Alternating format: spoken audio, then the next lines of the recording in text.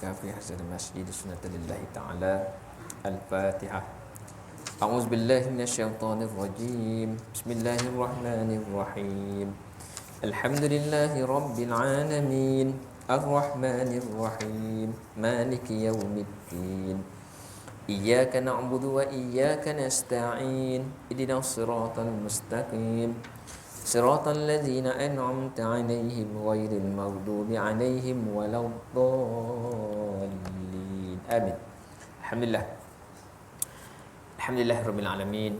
Wassalatu wassalamu ala asyrafil anbiya'i wal mursalin wa ala alihi wa ashabi ajma'in. Subhanaka la ilma lana illa ma 'allamtana innaka antal alimul hakim. La haula wala quwata illa billahil aliyyil azim. Bahagia Tuan Imam, Tuan Bilal, Tuan Siap, Tuan Pengurusi Masjid, Jawatan Kuasa, tuan-tuan, puan-puan muslimin muslimat rahimakumullah. Alhamdulillah. Pertamanya sama-sama kita rasakan kesyukuran kepada Allah Subhanahu Wa Taala malam ni berpeluang lagi kita menyambung bacaan kitab kita ni, masuk tahun baru, masih lagi diberi kesempatan. Jadi alhamdulillah, syukur kepada Allah Subhanahu Wa Taala untuk kita meneruskanlah. Kita masih lagi dalam bab dengki. Kita dah berhenti dulu tentang beberapa perkara tentang dengki yang disebut dalam kitab ini. InsyaAllah kita sambung lagi, dan mungkin ada beberapa perkara yang diulang sebut, ada beberapa keadaan ataupun penerangannya yang diulang seperti mana yang kita sebut dahulu, tapi tak apa. Jadi dia sebagai mengingat balik tentang apa yang pernah kita baca dahulu. Baik. Islam melarang orang yang beriman bersifat dengki. Larangan Islam, kita ni yang beriman pada Allah, beriman atas akidah Islamiah ni, ada dengki. Islam larang.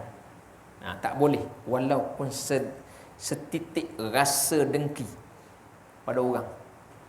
Tanda orang beriman. Dia tak boleh bercampur. Kita kata saya beriman, saya beragama, saya Islam, saya amal soleh, buat apa semua. Tapi ada juga dengki pada orang, maka dia tak boleh.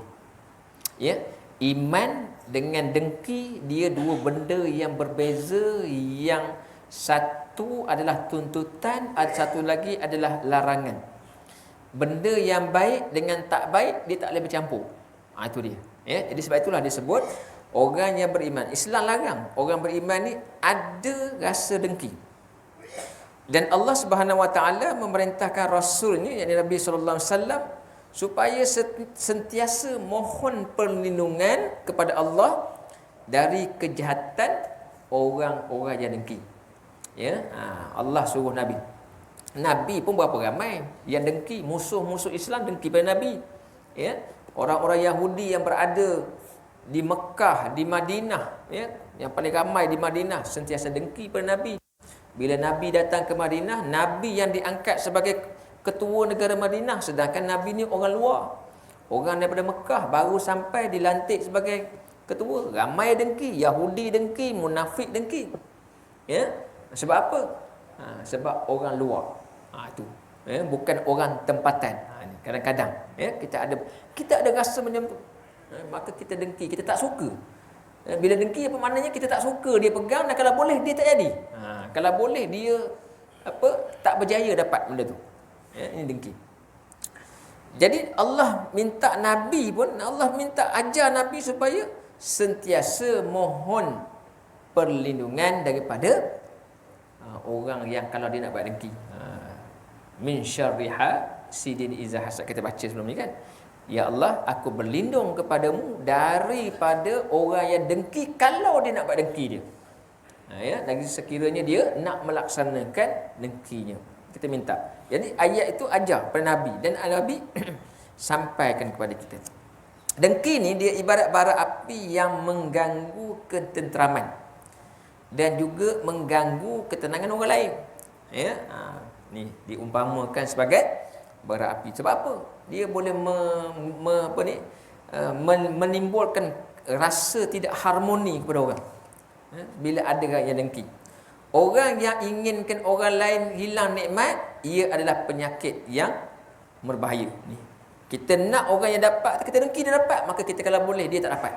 Ni bahaya dan kita perlu menjauhinya. Seperti mana sabda Nabi SAW melalui riwayat Imam Al-Bahaqi, la yajtami'a fi jawfi 'abdin ghubarin fi sabilillah wa fayhu jahannam wa la yajtami'a fi jawfi 'abdin al-iman wal hasad.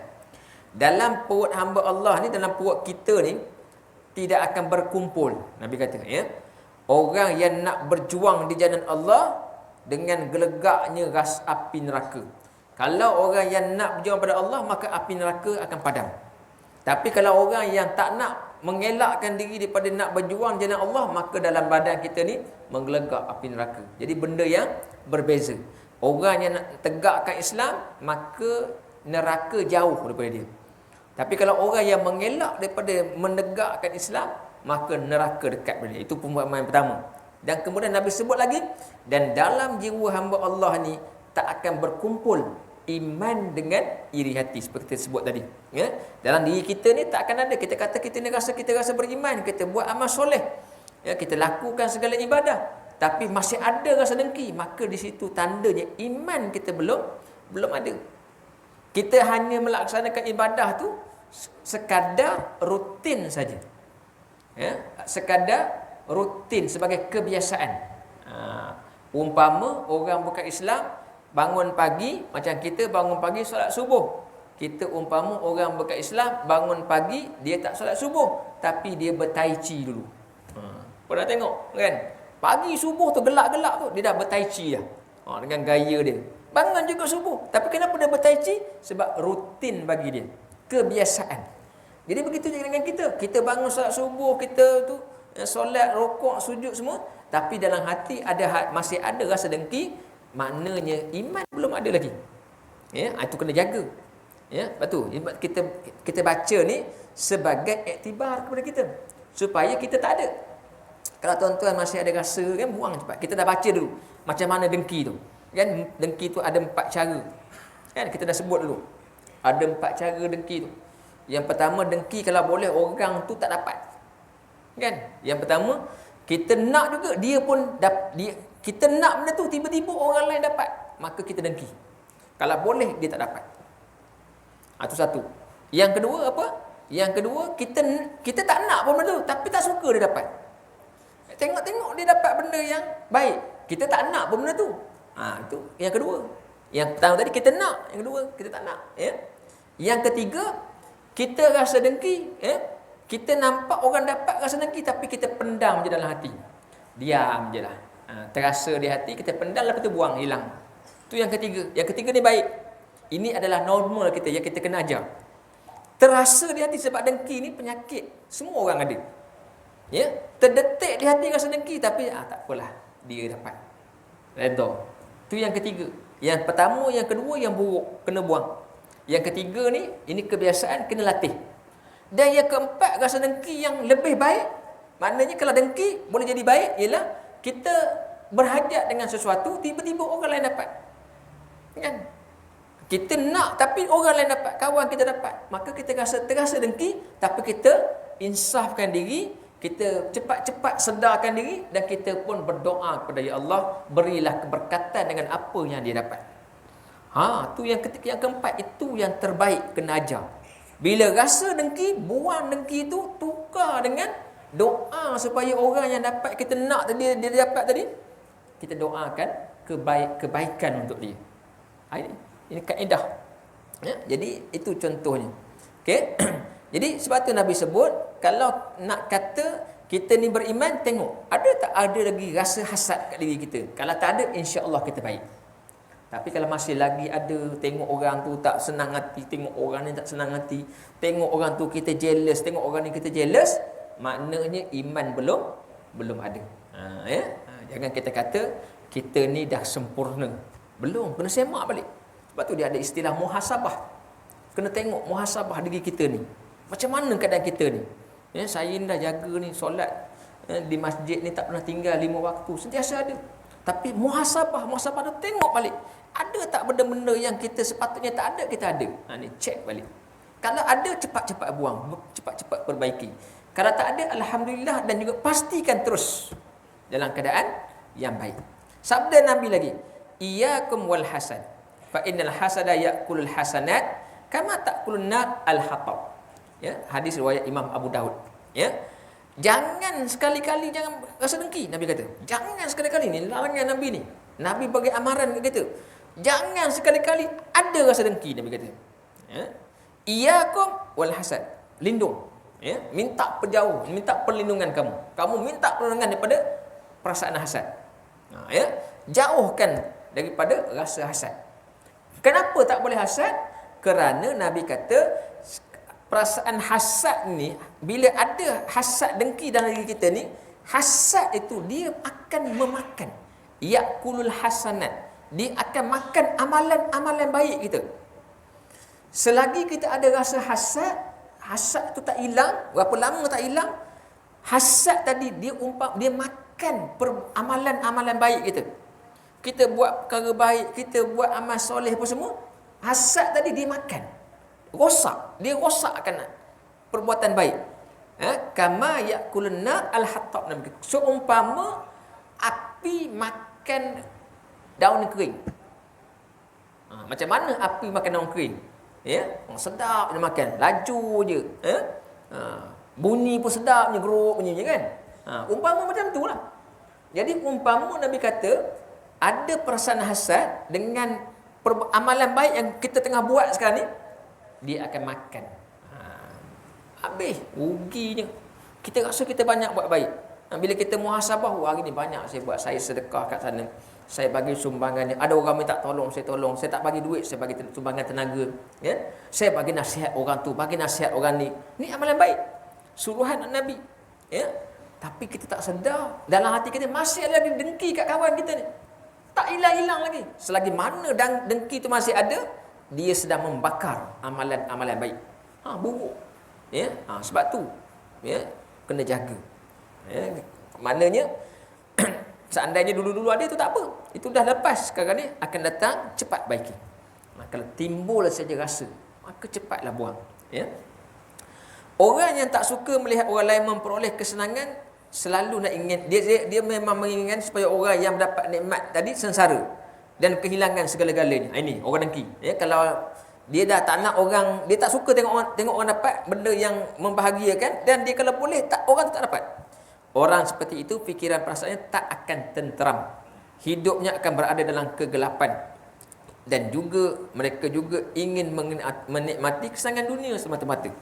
Yang dihuraikan oleh Syekh Muhammad Al-Ghazali ni, perumpamaan itu, orang yang ada dengki ni, walaupun dia cuba buat dengki, cuba dia buat macam-macam ikhtiar supaya orang tak dapat, sebenarnya jiwa dia tengah sakit.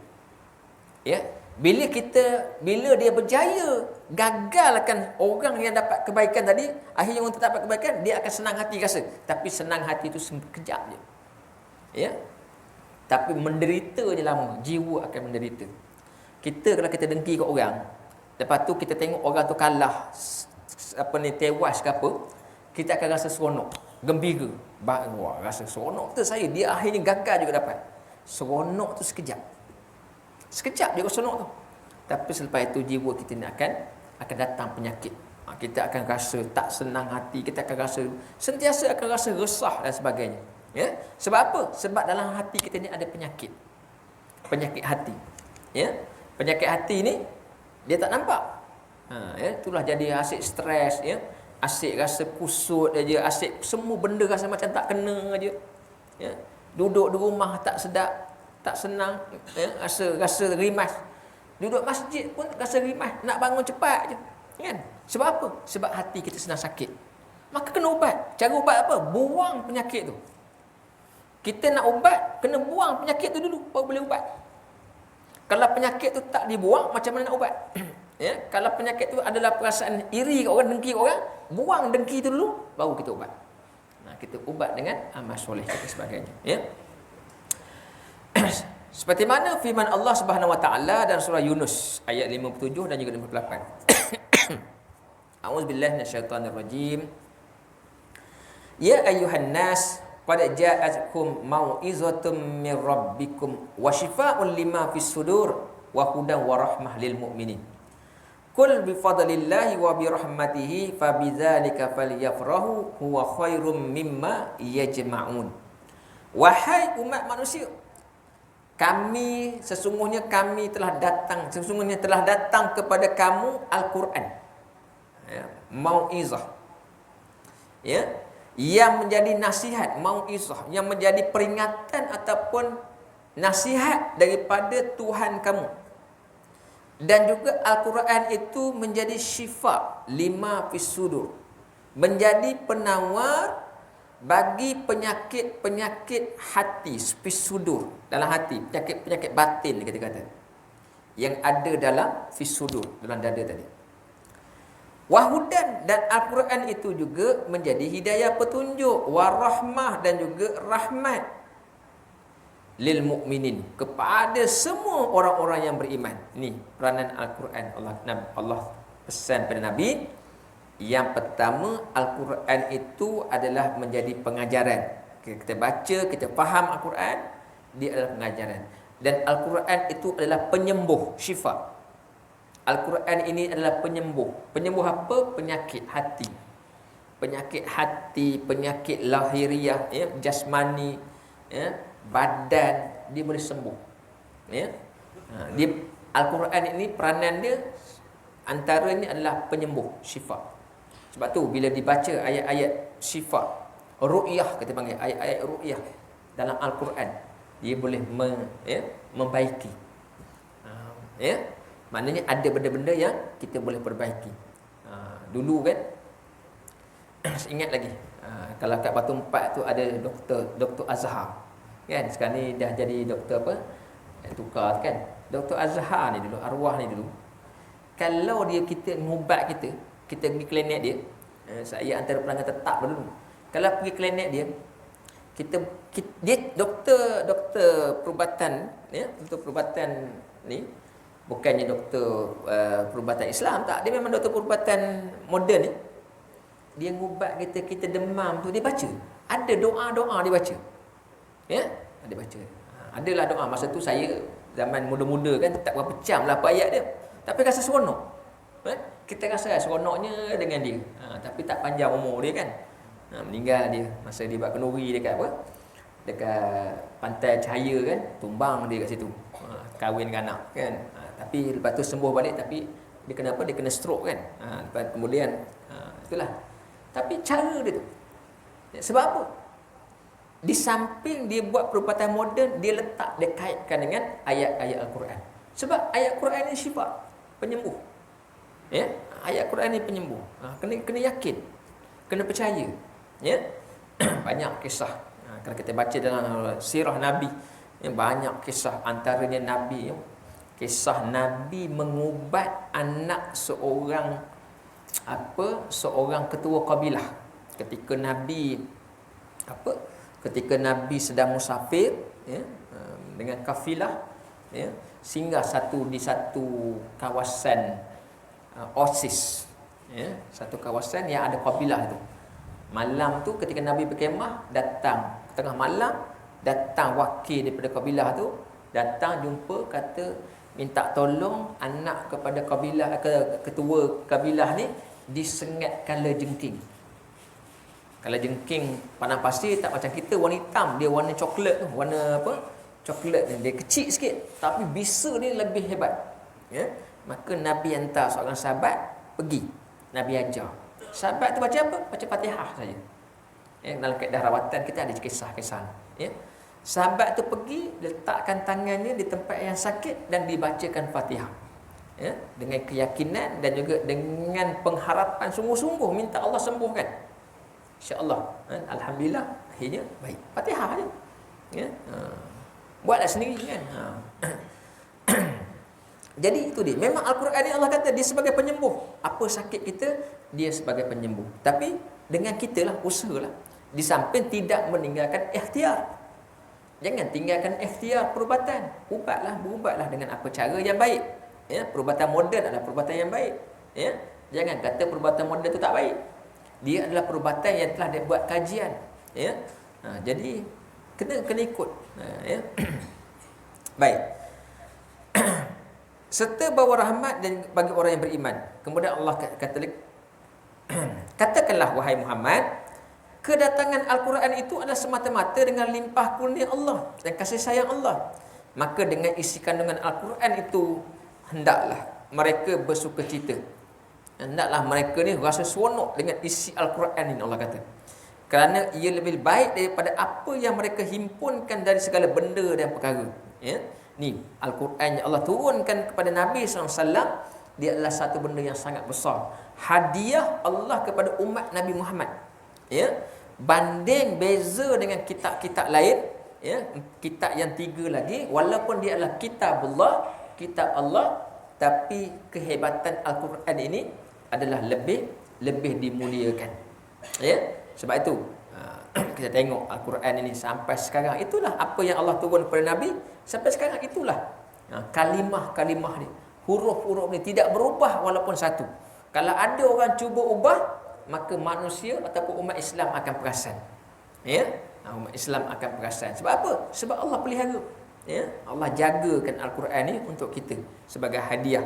Dan di samping kita baca, kita faham dan kita yakin dengan ayat-ayat ni. Ya, sebab dia adalah petunjuk. Ya. Orang yang mempunyai sifat dengki, kenapa dibacakan ayat tadi? Sebab Al-Quran ni tadi sebagai pengubat antaranya untuk sakit yang orang dengki. Maknanya kalau kita ni ada rasa dengki, kita cuba hapuskan, cuba kikis, dan ubat macam mana? Dengan Al-Quran. Bacalah Al-Quran. Ya, jadikan dia sebagai zikir sebagainya. Bacalah. Kalau kita tak ada Al-Quran, nak baca banyak yang panjang-panjang, kita ingin baca mana-mana yang kita biasa, kita ingat, hafal. Ya? Juzuk ayat lazim contohnya, daripada juzuk amal tu kan, kita boleh baca. Ya? Orang yang sifat dengki, diri mereka akan lemah, malas bekerja, tak kenal Allah, serta tidak mengetahui apa yang perlu dijauhi dalam kehidupan ni. Kalau orang yang dengki ni, dia jadi malas. Jika seorang melakukan sesuatu, dia tidak memperoleh kejayaan, maka dia berubah menjadi orang yang dengki dan hati. Dia cuba buat satu, kemudian tak berjaya, orang lain berjaya, dia akan jadi dengki. Lepas tu dia jadi malas dah, tak nak buat dah, tak nak usaha dah. Ya? Jadi dia dengki orang. Sesungguhnya bagi orang yang tidak memperoleh kejayaan atau kenikmatan, kalau kita ni tak dapat seperti mana kita nak, orang lain dapat, ya, kita macam mana? Kita hendaklah mendekatkan lagi diri kita kepada Allah dengan memohon limpah kurnia Allah. Kita usaha sesuatu, tak dapat, orang lain dapat. Jangan kecewa, jangan letakkan rasa dengki, tapi macam mana? Macam kita kena dekatkan diri kepada Allah, berdoa kepada Allah, insafkan diri, rasakan yang kita gagal ni ada kesilapan kita, dan kita minta Allah perbaiki. Ya? Sebab nikmat Allah tak dikhususkan bagi seorang saja. Allah tak khususkan dia saja. Boleh jadi kat kita pun ada, cuma mungkin belum sampai masa lagi.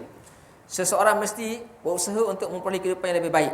Mungkin pada mulanya ia amat suka, ya, kita kena cuba. Mungkin kita gagal, usaha lagi. InsyaAllah akan datang, kita akan berjaya.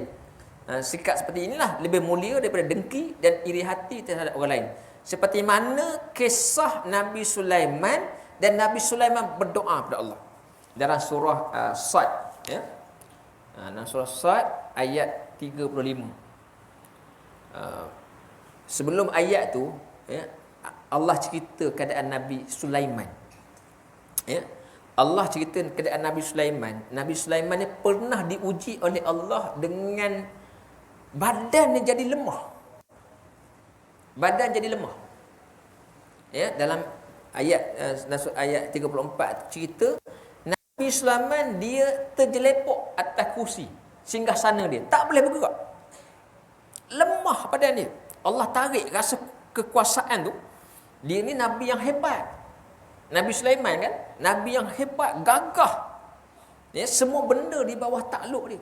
Tapi Allah uji dia jadi badan lemah. Kita kata macam apa? Macam lumpuh.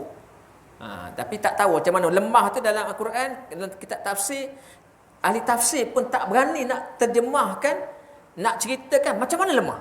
Ibn Katsir cerita, ya, lemahnya itu hanya difahamkan dengan lemah. Tak cerita. Mungkin kita kata kita pun tak adalah. Kita nak gambarkan lemah tu maknanya badan ni tak boleh bergerak. Seumpama lumpuh. Kita katakan ni lumpuh. Kaki lumpuh, tangan lumpuh, segala badan lumpuh. Dan dia hanya boleh duduk atas kursi je. Duduk saja. Ya. Kemudian dia insafkan diri. Dia tak dengki pada orang yang sihat, Nabi Sulaiman. Ya. Dan juga dia tidak kecewa dengan ujian Allah tu. Maka dia pun baca, dia pun berdoa dalam surah Sad ni, qala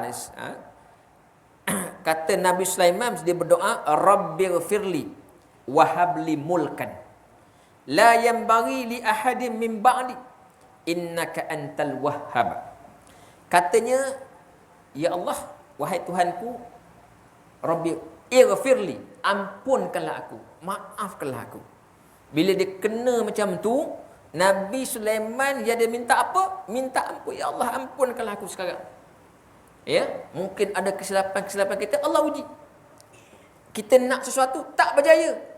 Ajar macam kaedah dia, minta ampun. Kenapa tak dapat? Saya dah berusaha. Ya Allah, ampunkanlah aku. Kerana mungkin dengan sebab kesalahan-kesalahan ni, maka Allah tarik. Tak bagi benda yang kita nak. Ni, contoh Nabi Sulaiman tadi. Dalam keadaan dia tak bermaya itu, dia berdoa, Rabbighfirli, ya Allah, ampunkanlah kesilapanku. Dan minta. Kemudian dia minta ampun, kemudian kata, dan kurniakanlah kepadaku sebuah kerajaan yang hebat, yang tidak ada tandingannya, yang tidak akan ada pada sesiapa pun kemudian daripadaku. Ya, sesungguhnya engkaulah yang sentiasa melimpah kurnianya. Bila diuji dengan gagal, Nabi Sulaiman minta ampun, lepas tu baru dia berdoa. Minta. Orang yang dalam diuji, dia berdoa, kalau dia sabar dengan ujian tu, doa dia lebih mustajab. Doanya lebih Allah kabulkan. Sebab tu dia berdoa. Dan memang Allah kabulkan doa Nabi Sulaiman. Kan? Dalam selepas itu dia mendapat kerajaan yang besar. Selepas itulah Allah ceritakan, maka Allah kurniakan dia kenderaan dia apa? Apa kenderaan Nabi Sulaiman? Sebelum tu belum lagi. Selepas dia kena macam tu, dia berdoa, kemudian Allah kurniakan dia kenderaan yang manusia lain tak ada. Apa dia kenderaan dia? Angin. Angin tu kenderaan dia. Mula-mula dia naik kuda. Mula-mula kenderaan dia macam orang lain, naik kuda. Ya? Kemudian Allah perintahkan dia sembelih kuda dia tu. Ya? Dia sembelih kuda tu, kemudian Allah gantikan dengan dia tak naik kuda, angin yang bawa dia. Mana ada? Ya, dalam tafsir cerita macam mana ayat ini menyedarkan Nabi SAW. Ya, Nabi SAW diuji juga oleh Allah. Satu riwayat cerita dalam satu hadis yang diriwayatkan oleh Imam Bukhari, cerita Nabi satu hari Nabi solat. Ketika Nabi solat tu, Nabi diganggu oleh jin ifrit. Jin ifrit ni kan Nabi Sulaiman tu dia adalah khadam, hamba pada Nabi Sulaiman. Ya, kata dalam cerita Nabi tengah solat diganggu oleh jin ifrit waktu malam. Ketika Nabi solat tengah malam. Ni Nabi ceritakan. Ya. Sahabat tak nampak, sahabat tak tahu. Nabi cerita. Tengah malam jin ifrit datang ganggu Nabi sembahyang. Kan? Jangan kalau kita ni kena ganggu tu tak ada apa. Sebab Nabi pun kena ganggu. Kan? Jin ganggu. Kalau kita kena ganggu jin, tak datang dah masjid ni malam tu, balik dah kan. Nabi diganggu tu. Ni, ya. Kemudian Nabi kata dia marah, Nabi marah. Diganggu ni sebab jin ifrit tu ganggu supaya dia tak sembahyang. Maka Nabi tangkap jin ifrit. Nabi kata. Ya? Nabi kata aku tangkap jin ifrit tu dan kemudian aku nak ikat dekat tiang. Aku nak ikat kat tiang supaya besok sahabat-sahabat datang dapat tengok ni jin ifrit. Ya. Tapi ketika dia nak ikat itu, Nabi kata dia teringat ayat ni. Bahawa Nabi Sulaiman dah berdoa, ya Allah, kurniakan dia kekuasaan yang orang lain tak ada macam dia dapat. Maka kalau Nabi buat, Nabi boleh ikat. Tapi Nabi kata seolah-olah dia telah melepasi ataupun dia telah menyalahi doa Nabi Sulaiman. Ya, jadi dia kata, Nabi kata disebabkan aku teringat doa Nabi Allah Sulaiman, maka aku halau je jin ifrit tu.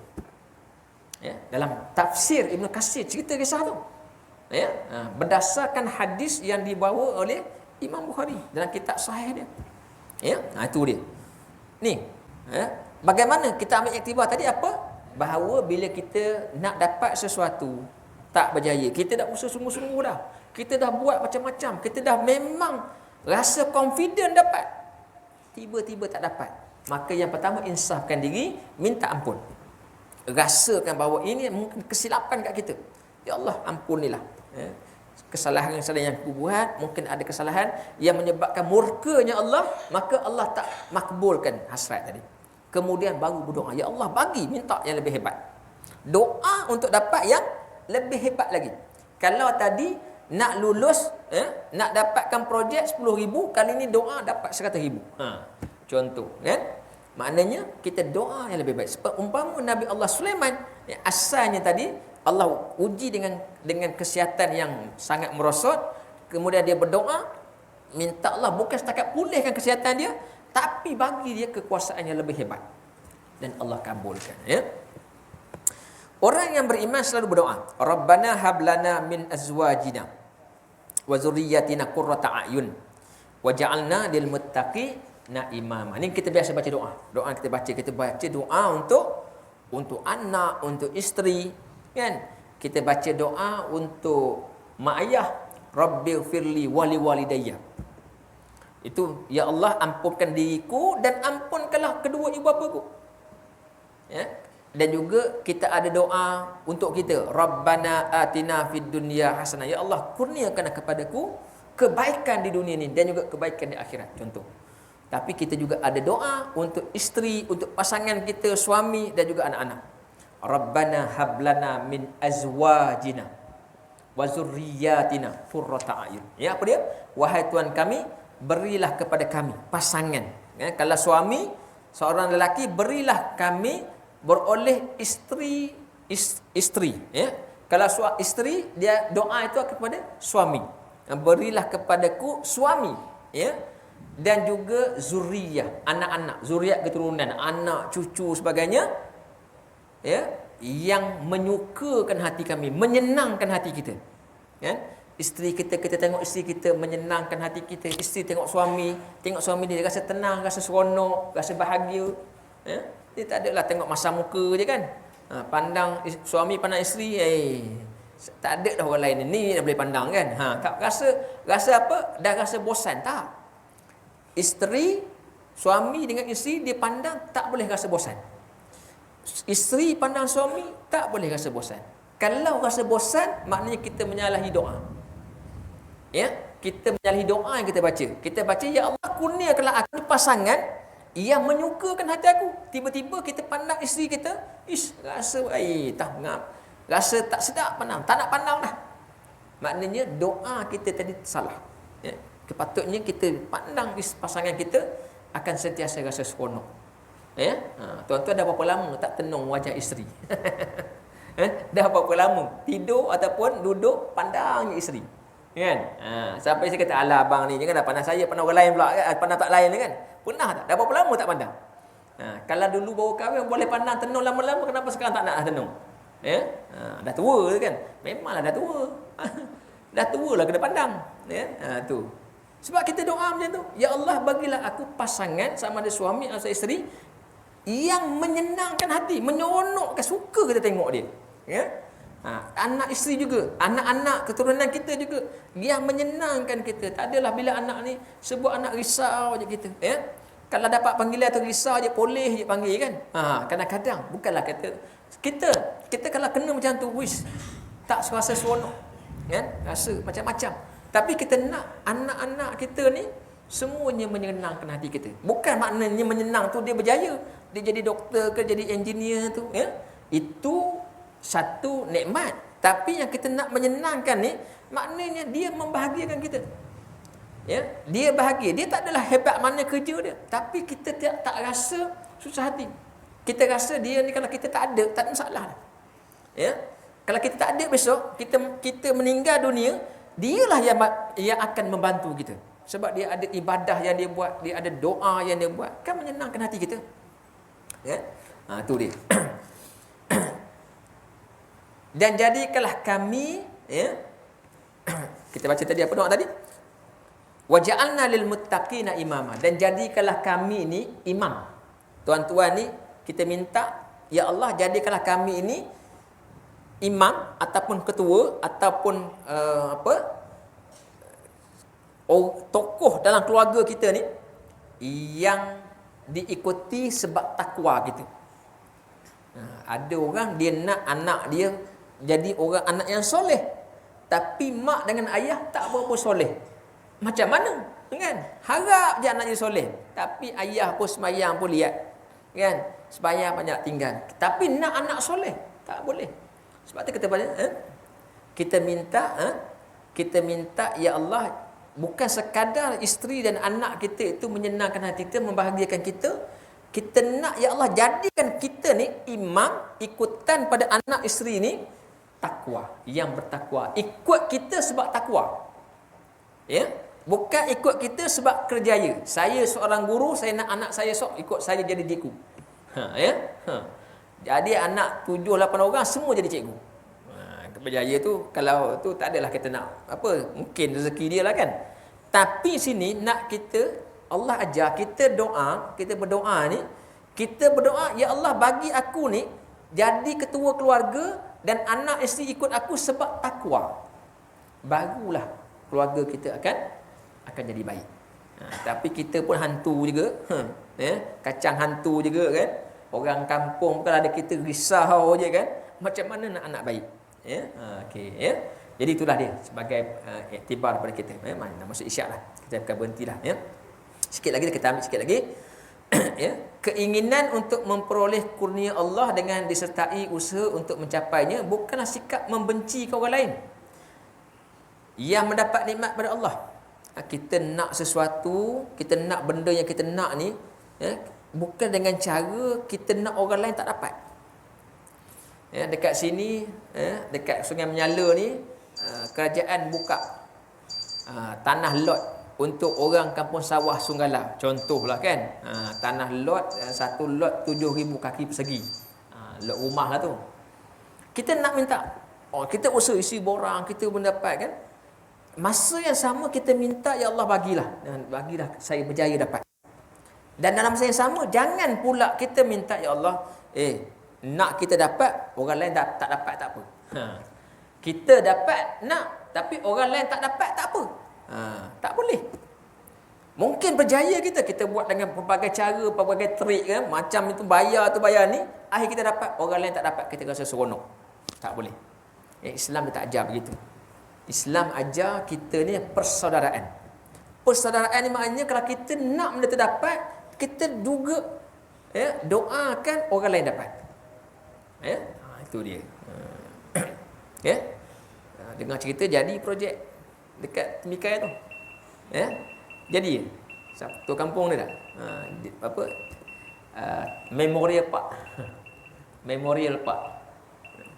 Dengar ceritalah sebab ada satu tokel tu yang menguruskan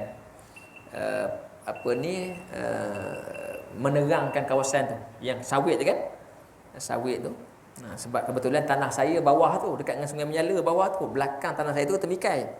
Jadi Temikai tu sampai ke sana, ke jalan ke Pasir Panjang sana tu, dia ada 98 ekar.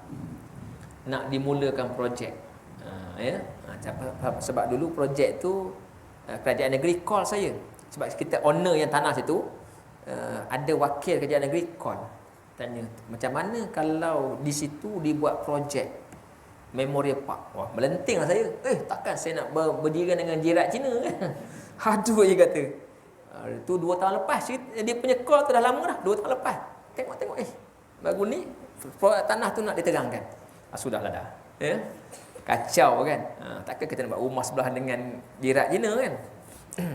Jadi, itulah. Kalau jadi, tak tahulah. Kampung ni lah yang paling dekat. Kan? Kampung sawah dah jadi karyah dia lah ni. Karyah tuan-tuan lah ni. Di samping ada kubur sebelah tu, yang kecil kita punya, dia punya besar 98 ekar sampai ke belakang ke Ehsan tu. Ehsan ataupun dulu kita panggil hotel tu, hotel yang besar tu. Sekarang kau panggil Ehsan kan, Ehsan Park kan. Tu. Sampai situ dengar ceritalah Wallahu a'lam Jadi kalau jadi kacau juga tu tidak menyeronokkan.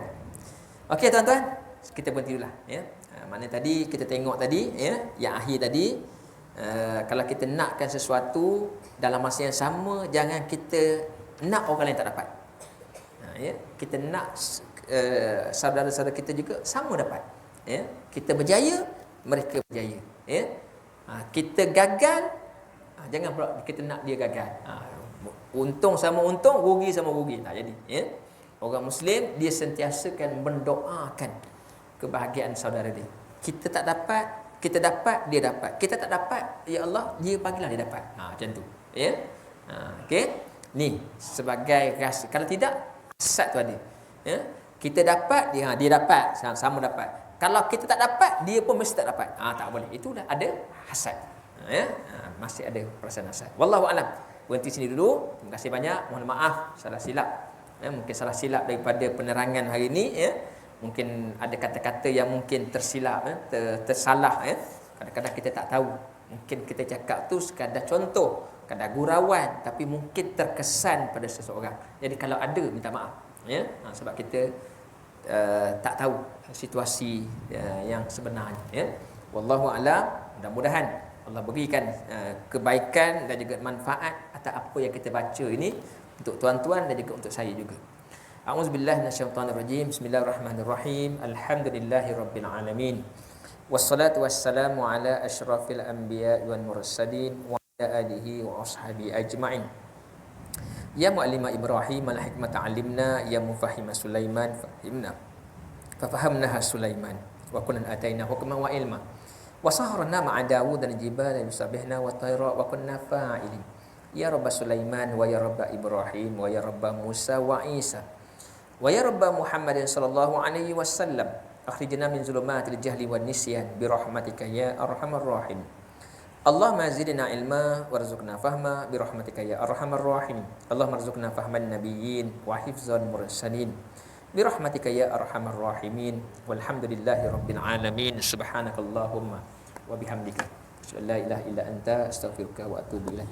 Bismillahirrahmanirrahim. Wal 'asr innal insana lafi khusr illa allazina amanu wa 'amilus solihat wa tawassaw bil haqq wa tawassaw bis sabr. Assalamualaikum warahmatullahi wabarakatuh.